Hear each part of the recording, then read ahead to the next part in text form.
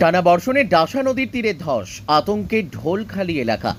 টানা কয়েকদিনের অবিরাম বৃষ্টির জেরে ভেঙে পড়েছে নদীর পাড়। সন্দেশখালীর ডাসা নদীর তীরে ঢোলখালি এলাকায় একের পর এক ধস দেখা দিচ্ছে। নদী পাড়ের পাশাপাশি আশেপাশের বেশ কিছু এলাকাতেও মাটি ধসে যাচ্ছে বলে জানিয়েছেন স্থানীয় বাসিন্দারা। এর ফলে আতঙ্কে দিন কাটাচ্ছেন ঢোলখালির মানুষ। বৃষ্টির জলে মাটি আলগা হয়ে গিয়ে হঠাৎ ভেঙে পড়ছে নদীর ধার। অনেকেই মনে করছেন নদীর স্রোত ও মাটির নিচে জমে থাকা জলের চাপেই এই ধসের ঘটনা ঘটছে। প্রতিদিনই ভাঙনের নতুন নতুন দাগ দেখা দিচ্ছে নদী পাড়ে।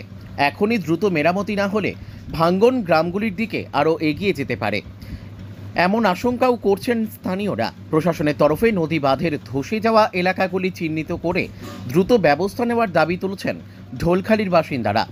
বর্ষার এই ভাঙন রুখতে দ্রুত নদীবাঁধ শক্ত করার দাবি জানিয়েছেন স্থানীয়রা। না হলে বর্ষার মাঝপথেই বহু পরিবার ঘরছাড়া হতে পারে বলে আশঙ্কা করা হচ্ছে।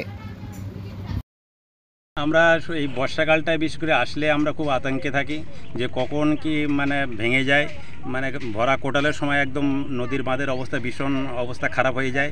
বিশেষ করে একদম ঢোলখালীর মুসলিম পাড়া থেকে খুলনা বাজার পর্যন্ত আছে বাঁধের অবস্থা ভীষণভাবে খারাপ।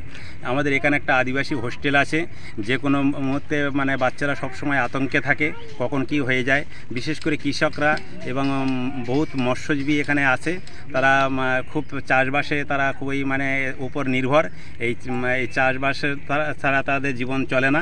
এই যে বৃষ্টি হচ্ছে, কতটা আতঙ্কিত থাকছেন? এত পরিমাণ বৃষ্টি হয়েছে যে চারিধারে বাঁধ ধসে যাচ্ছে, আর যে কোনো মুহূর্তে বাঁধ গলে জল ঢুকতে পারে। আমরা সেই আতঙ্কে আমরা সবাই আছি। আপনার নাম কি রয়েছে? আমার নাম অরুণ মৃধা। আমি কতটা জোয়ার আসলে আমাদের রাতি মোটে ঘুম হয় না, নদীর বাড়িতে এসে বসে থাকি আমরা এখানে। আপনি কি চাইছেন? আমি চাই এখানে বাঁধটা ভালোভাবে হোক। এই যে বাঁধ যেভাবে কাজ হচ্ছে এইভাবে দেখা যাচ্ছে খাঁচা টাচা যা দিচ্ছে সব ভেসে বেরিয়ে যাচ্ছে। এখানে পুনরায় দেখা যাচ্ছে অবস্থা, এখানে ইট টিট এনে মেরেছে আবার চেপে বসে যাচ্ছে। এখানে সেইভাবে কাজ হচ্ছে। কতদিন থেকে এরকম বেহাল অবস্থা? এটা প্রায় দীর্ঘ 3 বছর কাল এখানে এই অবস্থা, আর এখন আরো খতরনাক অবস্থা হয়ে গেছে।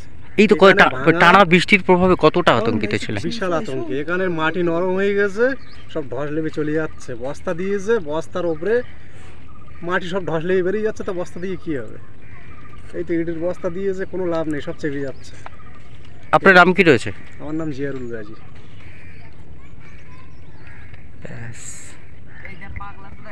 এই